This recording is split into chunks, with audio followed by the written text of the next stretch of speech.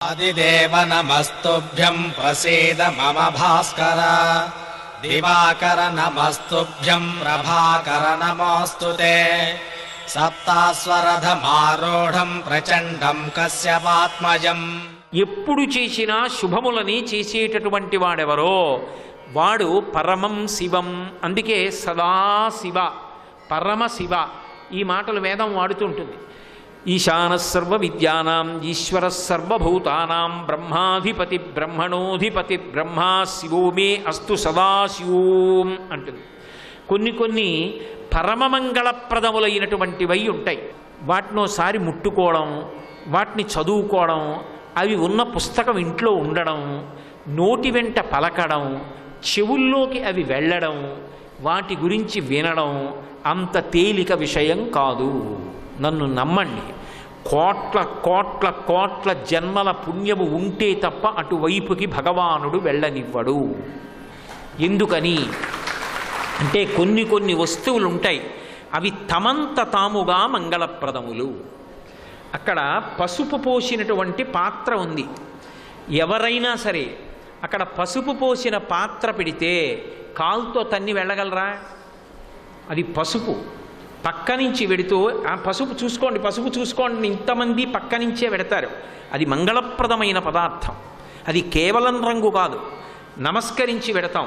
కుంకుమ పాత్ర ఉంది, కాలు తగులుతుందా? ఎప్పుడు పడితే అప్పుడు ఉంపుతామా? కింద పడనిస్తామా? పరమమంగళప్రదంగా భావన చేస్తాం. అలాగే పూలదండ ఉంది, ఒక పువ్వుల దండ అక్కడ పడిపోయి ఉందనుకోండి, పూలదండే కదా అని దారపోగును తొక్కినట్టు తొక్కుతామా? అయ్యయ్యో పూలదండ అని తీసి ఎవరో సువాసనకి ఇస్తాం. అమ్మ చెల్లెమ్మ నువ్వు పెట్టుకో తల్లో అని ఆవిడికి ఇచ్చేస్తాం. లేదు, కళ్ళకద్దుకుని ఎవరు తొక్కని చోట పెట్టేస్తాం.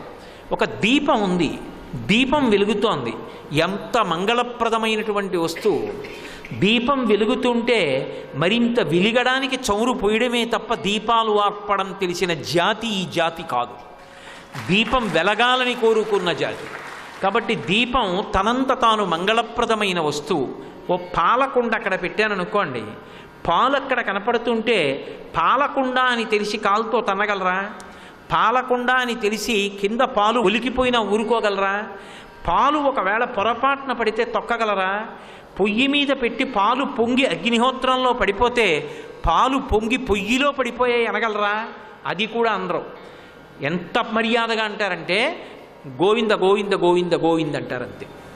దీపం నిధనమైంది, దీపం ఆరిపోయిందన్న మాట కూడా అనరు. దీపం కొండెక్కిపోయిందంటారు.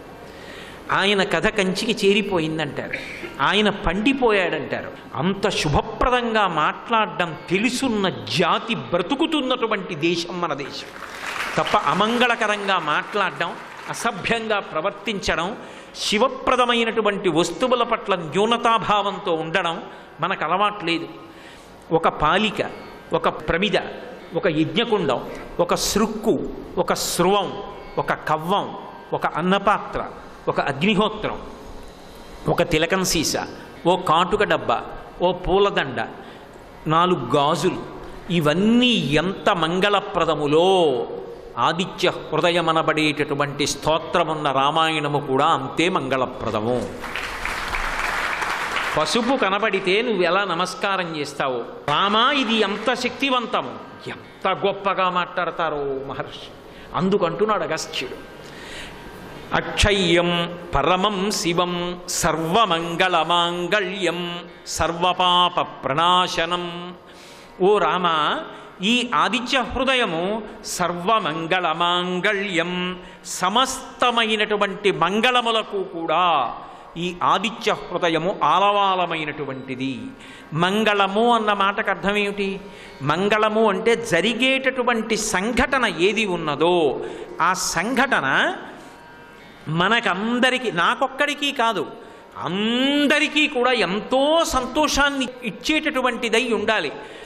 ఇన్ని మంగళములకు ఆలవాలమైన మంగళం ఏదున్నదో ఆ మంగళముల నుంచి విస్ఫోటన శక్తిగా మిగిలిన మంగళములన్నీ వచ్చి అందరికీ మంగళాన్ని చేస్తుంటాయి.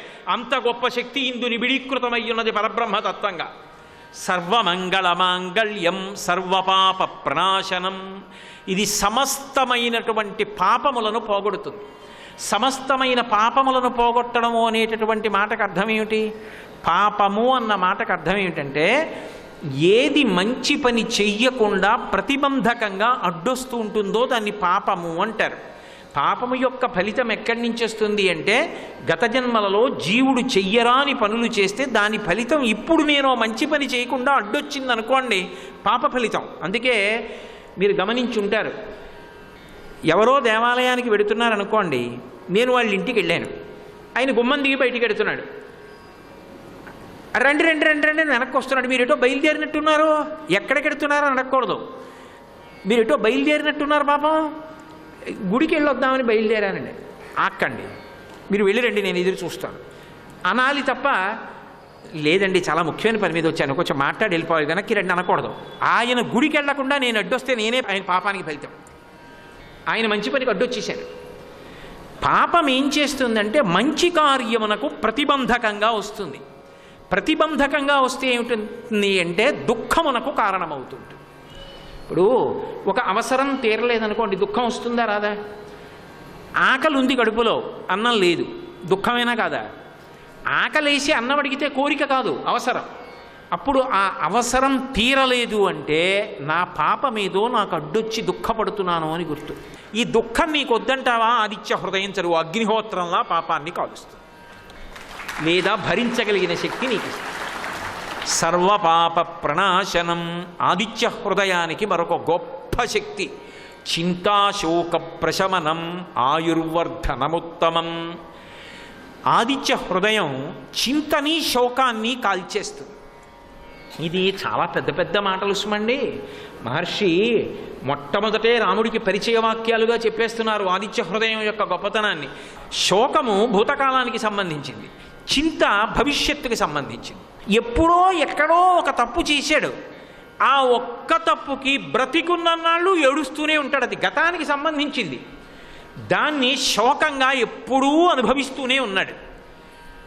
రాబోయే కాలంలో ఏమవుతుందో అని ఆలోచిస్తూ భయపడుతూ బెంగపెట్టుకుంటూ ఉంటాడు. అది చింత ఏం చేస్తుందంటే అక్కర్లేని వాటన్నిటి గురించి ఆలోచిస్తుంది. అది కూడా నిరాశావాదం.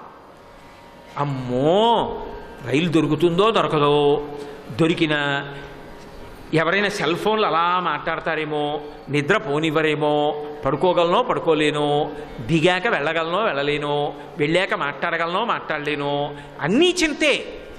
ఇంకా ఆ చింత చితి ఆఖరణ కాలుస్తుందేమో. వీడు బతికున్నంతకాలం భవిష్యత్ గురించి చేసేటటువంటి నిరాశావాదం వీడిని నిస్పృహలో ముచ్చేస్తుంది. దీనికి తోడు పక్కన నంచుకోవడానికి శోకం. గతంలో తప్పు చేశాను, దానివల్ల ఇంత కష్టం వచ్చింది, గతంలో ఈ పొరపాటు చేశాను, ఇంకా అదే పట్టుకుంటాడే. ఎంత చెప్పండి వదలడు. మళ్ళీ మొదలెట్టి ఏమిటోనండి అది చేయకపోతే అదే ఏడుపు. ఇంకా అలా నిత్యం ఏడిచేవాడికి ఏం తెచ్చిస్తే సంతోషంగా ఉంటాడు? ఇక నేను ఎదగలనంటారా?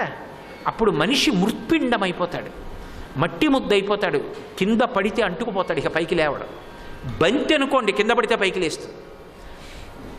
ఆదిత్య హృదయం గతంలో జరిగిన పొరపాటు వలన శోకముతో నశించిపోకుండా రాబోయేటటువంటి భవిష్యత్తు గురించి చింత పెట్టుకోవలసిన అవసరం లేకుండా ఇప్పుడు వర్తమానంలో కార్యాన్ని ఉత్సాహంతో రూపకల్పన చేసి ధైర్యంతో ఎదుర్కోగలిగినటువంటి సమర్థతని బుద్ధి రూపంగా అనుగ్రహిస్తుంది. సర్వం శ్రీ ఉమామహేశ్వర పరబ్రహ్మార్పణమస్తు. స్వస్తి.